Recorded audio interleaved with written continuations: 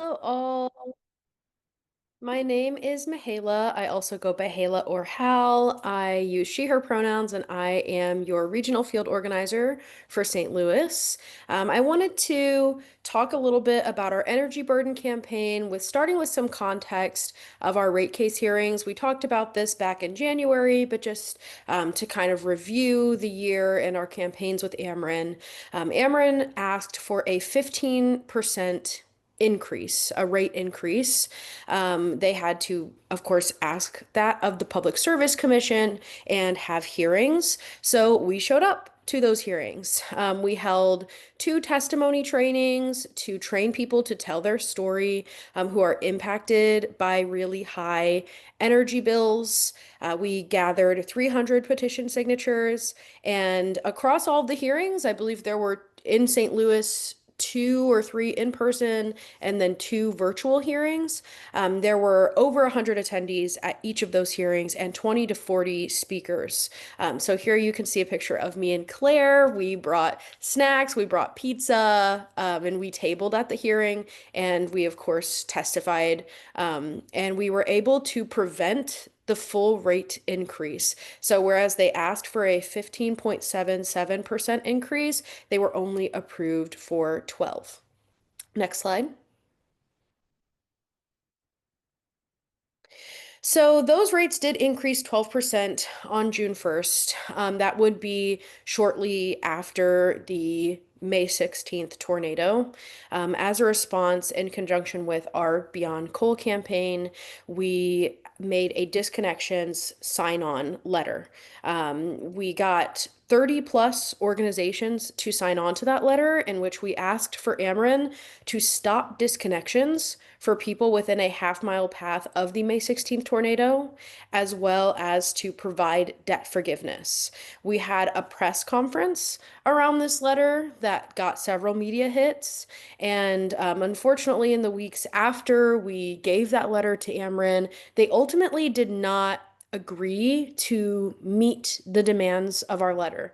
We were able to get a meeting with some folks at Ameren, but ultimately they could not agree to stop disconnections and provide debt forgiveness. So we decided to escalate our campaign. Next slide. So, to escalate our campaign, we actually held a protest outside of Ameren headquarters. We had a little poster making party, and we had a lot of posters with some hard-hitting, impactful phrases.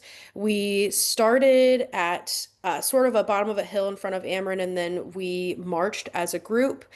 We did get media to that protest as well. So we had several speakers. We had four speakers. It was, volunteers, Sierra Club staff, and community partners at this protest. And again, as you can see, we got a lot of media coverage on this, which is really helpful to apply pressure to Ameren. In the end, they did donate $4 million to energy assistance. It's not the demands of our letter originally, to stop disconnecting St. Louis families. But of course, we are happy for folks to get some bill assistance during this time. And yeah, I would say overall, we are still thinking about this campaign moving forward. We're hoping to establish some regular meetings with Ameren to discuss, eradicating disconnections, getting affordable energy for everyone. And that is a huge focus of our deep canvassing campaign, which we have been running this year and last year. Next slide. So to cover our deep canvassing campaign, we did do the same thing last year, but just to talk about what we're seeing this year. So we started in, I believe, the end of May into June, and we have knocked over 1,200 doors. So with this energy campaign, we are going into neighborhoods that, according to our research, are experiencing high levels of energy burden. And the way that deep canvassing works, in contrast to traditional canvassing, is that traditional canvassing is normally a get out the vote situation. It's done a couple weeks before an election, and the purpose is to get folks out to the polls. Deep canvassing is very different. Deep canvassing is about base building and connecting with communities and also measuring movement in a conversation. So the way that we do that is by asking a 0 to 10 question of the resident at the beginning and the end of the conversation. So our 0 to 10 question is on a scale of 0 to 10, 0 being highly unlikely, 10 being highly likely, how likely do you think it is we can get affordable energy for everyone? And so when we ask this at the beginning of the conversation, that's before we have shared any stories or kind of shared our wins with them, maybe talked about some programs that can help them with their bill. So people generally are a little bit lower on the 0 to 10 scale. And our goal through the conversation is to empower them, to connect with them, to be vulnerable, model that vulnerability, make them feel safe to speak to us as well. And hopefully by the end, when we ask them that same 0 to 10 question, they feel that it's more likely that we can get equitable energy for everyone in our community. So what we're seeing is that we have an average pre-rating, so that's the first time we ask that question, of 5.81, and an average post-rating of 7.21. So we are moving people and getting them to feel more empowered through our conversations. Some of the neighborhoods that we have canvassed this year include Dutchtown, Gravois Park, and Tower Grove South. And our energy justice team is a huge part of our deep canvassing work. This was something that we started last year, and it is the ask that we have on the doors. We invite people to join us every month and join our energy justice campaign. So that team meets every third Wednesday of the month at Thomas Dunn Learning Center. And if you are passionate about environmental justice, energy justice, utility justice, I would love to have a one-on-one with you, and I'd love to have your voice in that space. There is a link there to register for our September meeting, which will be on the 17th. Thank you so much. And I think I'm passing it to Jen or Carrie. I do believe it's me. Please stop me if I'm out of turn here. Hi, everybody. I'm Jen DeRose, she, her pronouns. I'm the Missouri Beyond Coal campaign strategist. I am part of Sierra Club's national campaigns, but I work very closely with my colleagues here at the chapter. Huge fan of the Missouri chapter of the Sierra Club. You should give them money and support them. I'm here to talk to you today about a big bummer, which is all of our the federal updates over the last year that Sierra Club is tracking. I'm not going to talk to you about all of them because there's too many atrocities to name. We're going to go over a few of the big ones that really are impacting the work that I do, that we do together. We've seen the rules meant to protect our air, water, people, and planet clawed back to favor industry and short-term profit. In basically every aspect of environmental work here at the Sierra Club. The first thing I want to talk to you about are the threats to the 2009 endangerment finding, which was mentioned in the chat. The endangerment finding was where the EPA found that greenhouse gas emissions endanger public health, which, like, yes, of course they do. They do. Unfortunately, the Trump administration, the Trump's EPA, is trying to rescind it. This is a problem because the United States is the second largest carbon polluter in the world after China, and we're one of the largest historical emitters of greenhouse gases in the world. Greenhouse gases are fueling the climate crisis. Climate change hurts people, the planet, and the economy. Recovery from climate disasters is really expensive. And I'm going to point to the May tornado, which Hal referred to earlier. That's been a big part of our work in the Beyond Coal team over the last couple of months. The tornado left 1.6 billion in damages, according to the St. Louis American. And that's not to mention the people that were killed and the lives that were upended and continue to be upended by this climate disaster. Heat waves, in addition to the tornado, have killed at least one person of note in St. Louis so far this year. And that's just my city. The entire state has seen droughts, flooding, tornadoes, and very dangerous air quality this year. Greenhouse gases are dangerous for people, and no amount of gaslighting from this administration is going to change that, right? So we're fighting back. Our coalition of the Sierra Club, Environmental Defense Fund, Earth Justice, and the National Natural Resource Defense Council has been preparing for this unlawful action. We saw it coming, and we're going to use every legal means available to fight it. We have a moral obligation to ensure future generations have a livable planet. We won't back down, and our coalition stands united to that. To that end, Sierra Club volunteers and staffers did participate in the hearings on the proposed repeal last week. We're going to see the Trump administration in court is the long and short of it. We have an action alert for y'all to sign. I'm going to drop it in the chat here after I'm done talking, because I can't multitask. No one can actually, but I especially can't. So I will do that in just a few minutes. There are also lots of other ways to get involved. If you're upset about the endangerment finding, as I am, you should be writing your local elected officials. You should be submitting op-eds to your local newspaper. There are lots of ways to influence this decision, and we need to make sure that this administration knows that we're not going down without swinging. So that's my first bit of bad news. My second bit of bad news is Solar for All. So Solar for All was a $7 billion program that Congress established specifically to make energy more affordable for everyday Americans, particularly those who spend a disproportionate amount of their income on energy bills. Hal talked about that a little bit earlier as well. That's known as energy burden, when someone spends more than the average Joe on their energy bills. People in Missouri really struggle with energy bills, especially those in predominantly Black census tracts. In St. Louis specifically, Black census tracts have more than double the energy burden of predominantly white census tracts. That is while electricity prices are rising at twice the rate of inflation, which is ridiculous. In fact, in 2020, energy prices were 23% lower than they are today. Solar for All would have slashed energy bills by 20% for program participants. So that's significant. And we had several awardees in Missouri, one of which was the Missouri Environmental Improvement and Energy Resources Authority, which is hard to say. And so people normally say EIERA, but whatever, it doesn't matter. We had money allocated to us to do solar programs for low-income people across the state, and it has been rescinded, clawed back, which is unacceptable. We were counting on that money. And we believe that this is an illegal action, and we believe that there will be significant challenges to the Trump administration's decision to take back contracted money for entities across the state.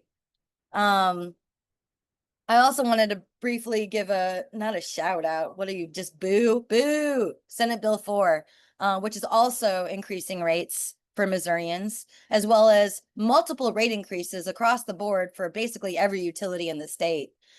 We really need, thank you, Carrie. Boo SB4. We need more access to affordable, renewable, reliable energy, not less. This is absolutely moving backwards. It does not get us closer to our goal of energy independence. It makes us more reliant on supply chains that are subject to disruption. I could go on and on and on. And that's not even the climate impacts, right? So this is just a very frustrating turn of events. Once again, I'm asking y'all to help. What we want to do is write the new attorney general, whoever that will be, to ask them to stand up for our state. We were promised money, and it was taken away from us. People spent months and months and months working on this, including folks at the Sierra Club, trying to make sure that we got that money, figuring out what to do with it once we got it, talking to people who are low income. Like, a lot of time was invested in this project, and it is cruel to take it away. So I would love for help with that. I will, here, maybe I can actually do this. We'll see. If everything goes blank, I'm really sorry. That is a long link, but this is from Vote Solar, what I just dropped in the chat there. And that's a way that you can message our attorney general to ask her, ask Catherine Hanaway. Thank you. This is not information I had. I am deep in the weeds here. To please prioritize Missouri and get our money back. So the next sad couple of things I need to talk to y'all about are some of the rules and guidelines that were meant to protect us from pollution that are now facing serious threats from the Trump administration. I'm going to start with what's known as the MATS rule. MATS stands for Mercury Air Toxics, the Mercury Air Toxic Standard, sorry. And what we're trying to protect are Biden era rules that would have strengthened this federal rule, making it harder for coal plants to pollute. This is especially relevant in Missouri because we have one of the deadliest, most polluting coal plants in the entire country, right here, just outside of St. Louis in Labadie, Missouri. It has no modern pollution controls. It was built in the 70s, as I like to say, when doctors could still smoke in emergency rooms. So yeah, it is not. Thank you, Claire, for already doing it. Thank you. So it is not. It is not. It is of our interest to support rules that require stricter standards than the zero we currently have. So also I want to talk about air pollution from coal plants, which is really no joke. Poor air quality causes poor health and a poor quality of life. Requiring utilities to comply with stricter air standards saves lives, period. Okay? That's a direct correlation between coal plants closing, air quality getting better, life expectancy going up. There are studies, it is a fact. So we want this, right? These rollbacks threaten safeguards that would have otherwise prevented 4,500 premature deaths and save Americans 46 billion in health costs by 2032. I'm going to give you a hometown example of how this would have played out in my community, again in St. Louis. According to the EPA, Ameren's Labadie coal plant, their average particulate emissions rate is 75% higher than allowed in the 2024 MATS rule. If the plant was able to achieve the limits that are set out in that 2024 MATS rule, it would result in 594 fewer tons of particulate pollution poisoning in Missouri. That's hard to say, but it happens every year. So 594 fewer tons every year. Exposure to air pollution from Labadie results in an estimated 195 premature deaths per year. That's the second deadliest coal plant in the country, right there, right in our backyard. So that's MATS. I'm going to move on and talk about two other federal rules that protect people from coal plant pollution. Coal ash, aka it's the coal combustion residuals rule, or CCR, and the water toxics rule, which is the also known as the effluent limitation guidelines, or ELG. The Trump administration is trying to weaken the CCR rule by allowing an extra 12 to 27 months for energy generating units, which is what nerds call coal plants, to clean up their toxic ash from landfills and legacy sites. This allows for more time for toxic material to leach into groundwater, which is again a particular problem in Missouri because we have karst topography, which we love and it rules, but it does mean that toxics can leach into groundwater supplies more easily here than in other states that don't have our magnificent karst topography. There's a proposed hearing on the CCR rule on September 12th at 10 a.m. You can sign up to testify. I'm going to go ahead and drop that note in the chat as well, in case you are interested. The more people who testify, the harder it will be for them to roll this back. So we really need you to make some noise. The other coal pollution rule that's under attack is, again, the effluent limitation guidelines. These are meant to protect us from wastewater from plants. Coal plants are responsible for an estimated 30% of all toxic pollution dumped into surface water. If guidelines were followed as intended, the Labadie coal plant would be required to reduce 651 million pounds of wastewater, or roughly 64% of the wastewater they create. There's also another tool I want to drop in the chat that's related to this, where it's like, if you're curious about how the Trump administration's rollback of many, many rules and guidelines are impacting coal plants in our state, you can use our coal pollution dashboard. It's pretty neat. It's a little sad, but it's pretty neat. It shows you how many lives could have been saved if we keep the stricter standards that were put in place by previous administrations. Okay. The last bit of bad news I have for you today. I'm really sorry it's all bad news. It's not how I like to do things. But the last bit of bad news I have is about Trump's energy emergency. All right. In quotation marks, big time. The Trump administration has emergency orders for extending the life of certain coal plants across the country, and it's a huge problem. The U.S. Department of Energy's efforts to prevent large fossil fuel plants from retiring could cost ratepayers about $3.1 billion a year in 2028. That's according to a recent report by the Environmental Defense Fund, Natural Resource Defense Council, and the Sierra Club. As coal-fired power plant life is artificially extended by the Trump administration due to their manufactured energy crisis, consumers are forced to pay. Extended retirements have a real cost for customers. For example, the Department of Energy ordered Ameren Sioux plant to stay open a couple years longer for like reliability issues, and it ended up costing us 16% more to shut it down later than it would have if they had shut it down by their original retirement date. So these things have consequences, and unfortunately, consumers are the ones who are bearing the brunt of them. We cannot afford to use consumer cash to artificially extend the life of super polluting, expensive, aging coal plants. These actions by our federal government are outrageous, they are dangerous, and they are unacceptable. We need to get together and build our power and organize for the real changes we need, which is why this call is so cool to me. This is why I love this sort of thing. Yeah, I guess I would just reinstate that the Trump administration is really hard at work to remove every conceivable safeguard from air pollution from coal plants, water pollution from coal plants.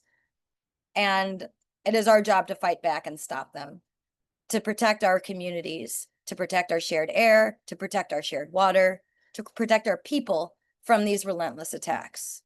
And it looks like I have a couple minutes for questions. I don't know if that's how you normally do them. I'm also going to share an action alert in the chat about the endangerment finding, which is perhaps the most alarming of all of these very alarming rollbacks.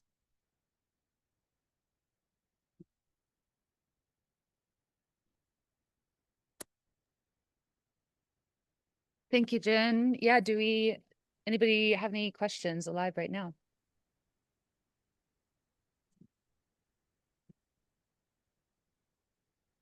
Feel free to come off mute if that's easier than typing. Also, y'all can feel free to connect with me. I'm going to put my email in the chat. I know there are some wonky wonks who enjoy talking about policy and things of that nature. I'd be more than happy to connect, especially if it's about coal plants.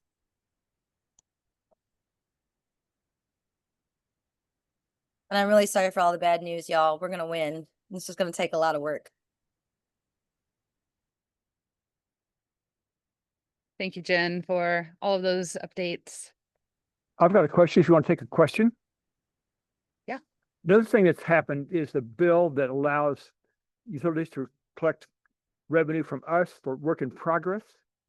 Is the Sierra Club dealing with that as well? We tried. We fought SB4 with all of our might. We joined a coalition of forces to fight SB4 and fight QIP. The resulting bill is not as bad as it wouldn't have been if we hadn't fought like hell. But it's still bad. It passed. It was in Senate Bill 4, which passed. It's a utility omnibus bill that had a lot of goodies for utilities that are terrible for the rest of us. Carrie can actually probably speak more about it than I can, because that's very much Jeff City work that we participated in. But yeah, we've been working on it. We're continuing to work on it. We're paying attention. We're gearing up for the next term, our legislative session. It's a disaster. Yes. It is an absolute disaster, especially because of all the incentives to build gas plants that QIP provides, to overbuild, frankly, to overbuild gas plants. So that's a real issue and a problem. But yeah, I'll let Carrie, if you have anything else to add, talk more about our just a question about the looks like there's going to be a tax on solar panels. Well, how onerous will that be? Do we know what that amount is? Are you talking? So federally, I know that the federal tax credit is going away for solar panels, and a lot of really great programs, a lot of great energy efficiency equipment, heat pumps, all this great stuff for your house. I have solar panels on my house. I got them when they're still there, but the tax credits were there and the Missouri tax credits were there, and there was a match from utility and stuff like that. So mine were pretty cheap, but You need to get them by the end of the year if you're thinking about it. It's going to dramatically impact your ability to get solar. It's not going to make it impossible, but it turns it from a smart economic choice to something that you're doing because it is the right thing to do. And that's not what we want to see. It's artificially propping up coal plants while making solar more expensive than it should be. So I'm not happy about that. That's not something I'm following as closely. I've been following it kind of from afar because I'm very interested in solar, but I know some of my friends in the building electrification campaign have more information about that. And yeah, I would encourage, I mean, I'm not your accountant, you know, or anything like that, but I would encourage you, if you can, now is a good time to get solar for your house. Now's a good time to encourage your employers to get solar for their businesses. Now's a good time to talk to your neighbors about solar. We're running out of time here on these tax credits. Thank you. You're very welcome, and I'm very sorry for the bad news.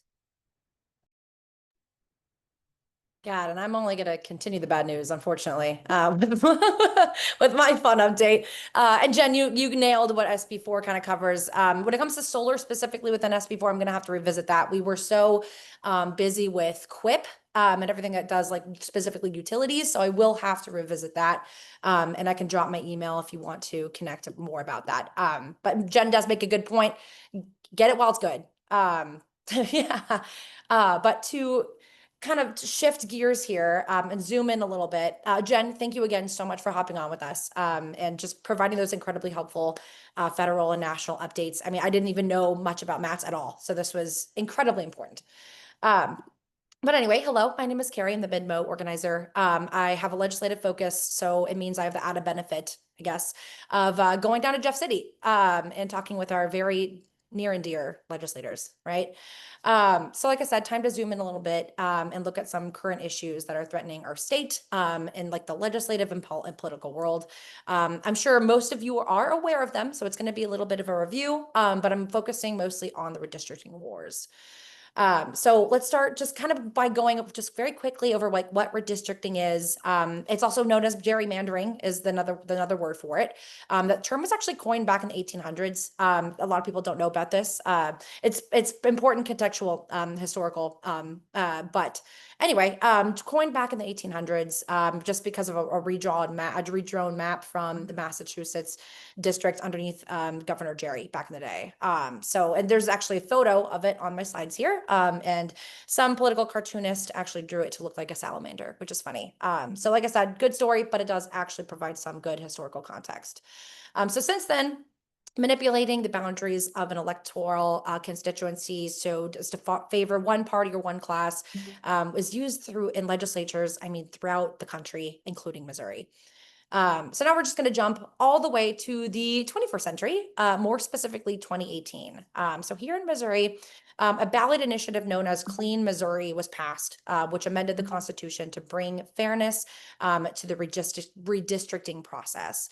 So it created a position, a nonpartisan state demographer, which was tasked with drawing the state like legislative districts and congressional districts with specific criteria, including what the initiative calls partisan fairness, competitiveness, compactness, etc. So this initiative actually overwhelmingly passed in 2018 with 62% of the vote. However, just a few years later in 2020, the GOP legislators said, hey, we actually know better than the voters, and passed a bill to repeal what the voters just passed 2 years prior, which is super relevant today. And I mean, it's nothing new from GOP, right? They just love to circumvent the voters. So it was actually sent back to the ballot. It was known as Amendment 3, known as Dirty Missouri, and it narrowly passed with a vote of 51%. So this actually eliminated the nonpartisan state demographer and changed like who actually gets counted when the district lines are drawn. So instead of basing it off the map and the total population of the state and making each district as equal as possible, the districts could be based on the number of people eligible to vote. So it's called one person, one vote, and that's how it's explicitly written actually in our law. So we all know how problematic that is. So for the sake of time, I won't be getting too far into that. So I'll bring us up to today. If I could get a slide change, I'd appreciate it. Excellent. So like I said, back to present day, we're going to talk about today's current process, basic logistics, what the map we have today is, and et cetera. So starting with when our map's drawn, it normally happens after every 10 years after the census is conducted. It's as denoted by our state constitution. So our congressional districts are drawn by the state legislature. So that's the Senate and the House. And maps are kind of like a bill. They're passed and they're subject to a governor's veto. Going back to the state constitution a little bit, since it is explicitly within our constitution, there's a whole question of whether calling for a mid-decade redistricting is legal anyway. But that's a side note. But to continue, the last time our maps were actually drawn was in 2022 after the 2020 census. So that the legislature passed what is it, HB 2909. Oh, it's right. It's on my slide. HB 2909, signed by Governor Parson, that created the congressional districts that we have today.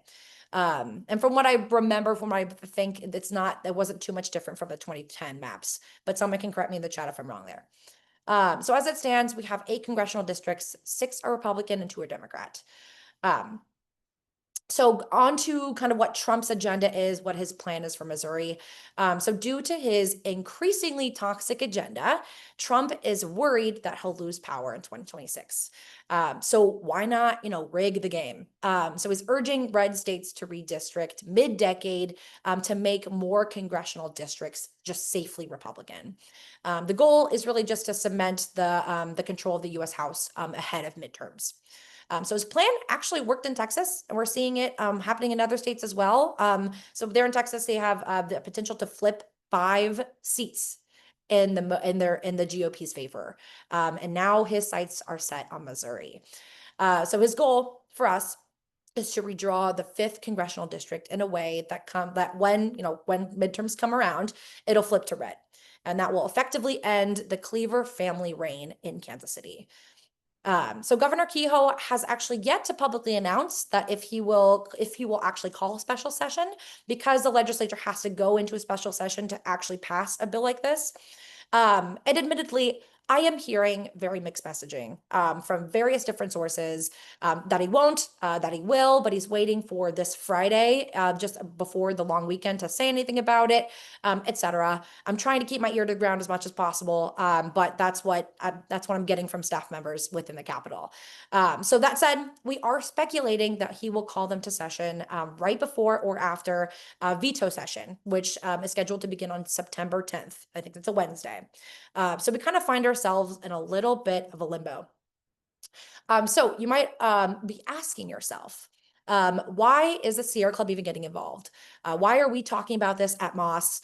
Well, to put very simply, gerrymandering has environmental impacts as well. So yes, we are a nonpartisan organization, and the Sierra Club's interest is not to promote any particular political party, but instead to protect public lands, reduce air and water pollution, and promote clean energy, etc. However, the Republican lawmakers show us time and time again that they will not stand with us to do what's best for our planet. So illegal gerrymandering is not just about drawing lines on a map. It's about whose voices will actually get heard.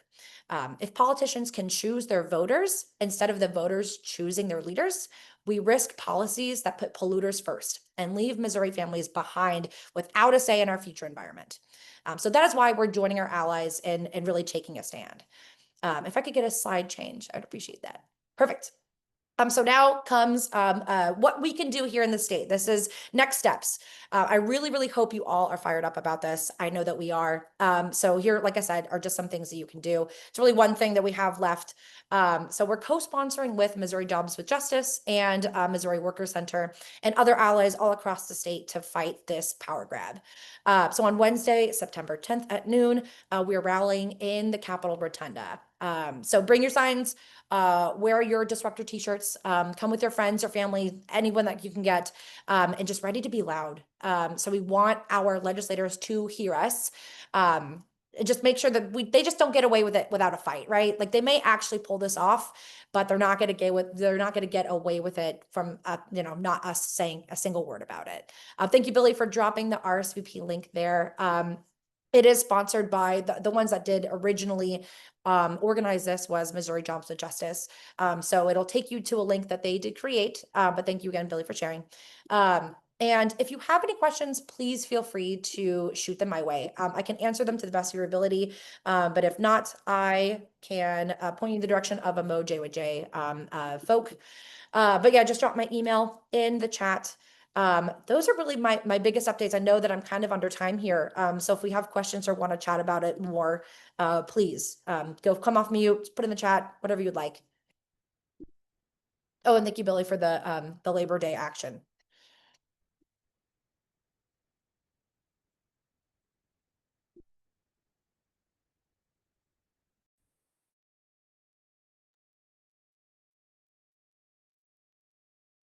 All right, well, I'm not hearing any questions, but that's okay. I mean, I know it's pretty straightforward, and I know that this is stuff that we're already here. We're seeing it in the media a lot.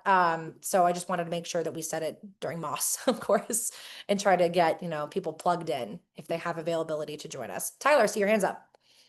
Yes, I wanted to ask if there were any plans for the assembled volunteers who are going to have a rally at the Capitol on September 10th to actually lobby legislators against the illegal gerrymandering. I imagine that could be effective if they were visiting their legislators and they had good talking points and a good one-pager and maybe some earned media and a digital plan added on. Yeah, absolutely. That's a great question, Tyler, and a great point you make. So in the planning meetings that Mo J with J is hosting, they are saying that, folks are welcome to go do that by themselves. I don't think that they are going to specifically facilitate just because it's going to be a huge group of people. But I know that folks are welcome to go walk around. And I know that there may be a plan to do something more performative, like bring Post-it notes and post them all over, like the governor's, like the office that he has within the Capitol, like cover his door with Post-it notes, something like that. I think there is more information on the link. But yeah, Tyler, fantastic question. So I'd say Mo J with J said yes, that is encouraged, but it's not something that they are specifically organizing. Anyone else?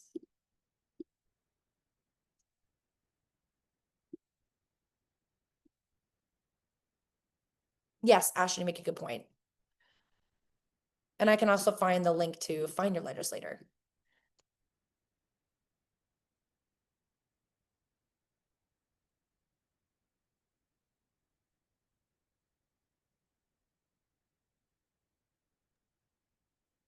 There you go. If you put your address in there, it should find your legislator. Cool. Thank you, Carrie. Okay, well, if there aren't any more questions, we can pass the floor over to Billy, who's going to give us a handbook of tools and resources that we can utilize to affect change on all of these different campaigns that we've been discussing this evening. Thanks, y'all. Deep breaths. Good to remember to breathe. And understand that, like, if you're feeling overwhelmed, like that doesn't folks feel like, oh, why am I so overwhelmed, or like I wish I was stronger. You are all strong. Feeling overwhelmed is actually an indicator that you're working hard and doing amazing work, and you deserve breaks when you can. Please make sure you're taking care of yourselves. And this is really hard. And these are really unprecedentedly hard times. I'm taking a beat to talk about something that we have shared on past Moss calls. This relates to all of the work that you've just heard about. And I'll talk a little bit about the history of this toolkit, because it actually was very influential for some national wins that Sierra Club was a part of, particularly leading up in between 2012 and 20 and then through 2020. We've talked a lot about statewide and national issues and campaigns that we are a part of. And as you've heard, hearing Jen and hearing Hal and hearing Carrie and hearing folks on this call, these issues interrelate. And it also is connected with our local work. And you think like, okay, these are all very like diverging issues and can get very technical. Like we're talking, I'm interested in conservation. You see here on this toolkit, it talks about the clean energy toolkit. How are these related?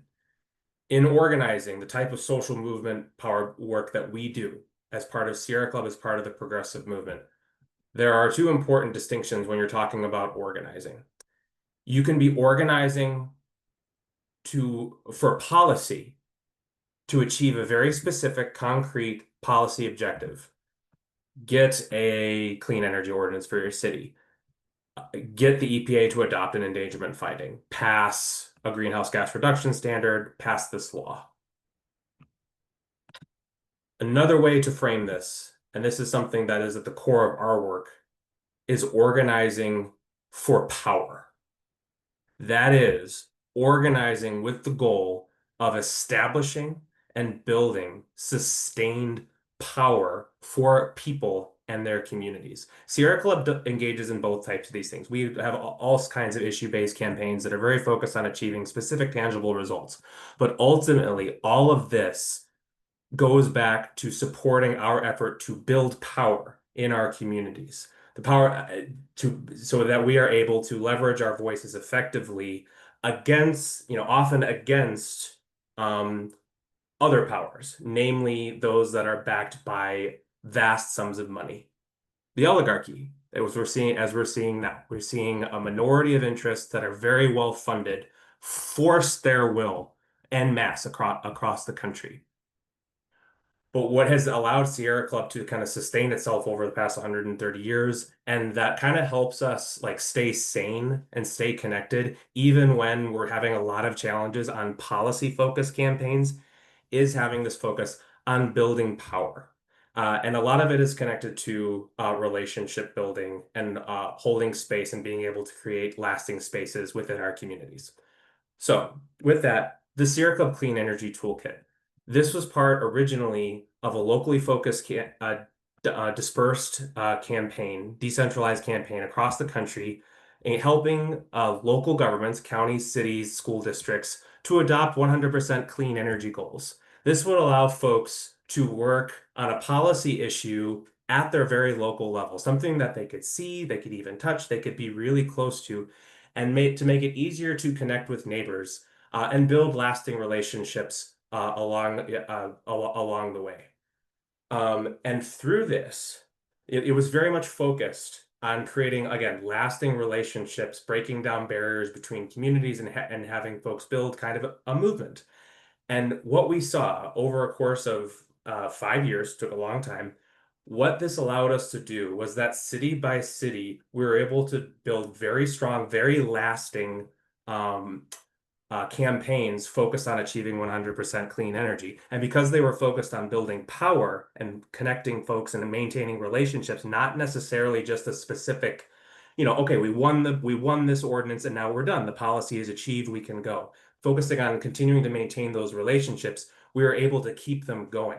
This became very important as we started to get into very contentious statewide issues and campaigns and federal campaigns.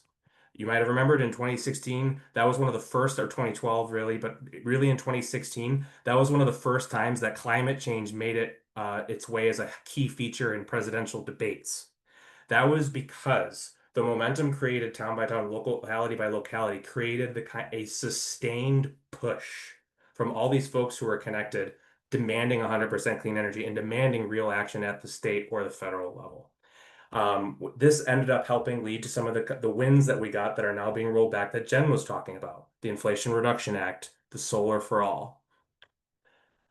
This campaign this campaign has moved away, but these tools still exist because while it can be very wonky, it is designed to be focused on building power. So therefore, it is very widely applicable, not just for energy work. If we just go to the next slide, I can get into some of the mechanics of that. And I'll type this into the chat again. Here's a toolkit for you to look at any time. So it's broken down just to make it digestible into 6 phases that are kind of meant to be cyclical. Again, it's not linear. It doesn't end once you've won a policy because it's meant to focus on giving you the chance to work with your neighbors to evaluate how things are going. How are you effectively building power? And then also always focusing on how are you bringing more people into the conversation. This helped, and then also maintaining the relationships that you establish. Like we don't go away after you signed our petition or after the mayor has said this thing. We're in it for the long haul. This builds trust in our work and with you. And it also is a great, I just goes without saying, it's a great way to make friends along the way. As you can see in some of these pictures from St. Louis, Kansas City, and across Missouri. And so it's organized in ways to help you grow a team, plan a strategy around like something that can help you build power, launching your tactic, your specific strategy on whatever issue it might be, and then going into organizing, implementing, winning, celebrating, evaluating, and repeating. The focus is always on how are we strengthening our relationships and how are we always working towards justice and restoring power to the people.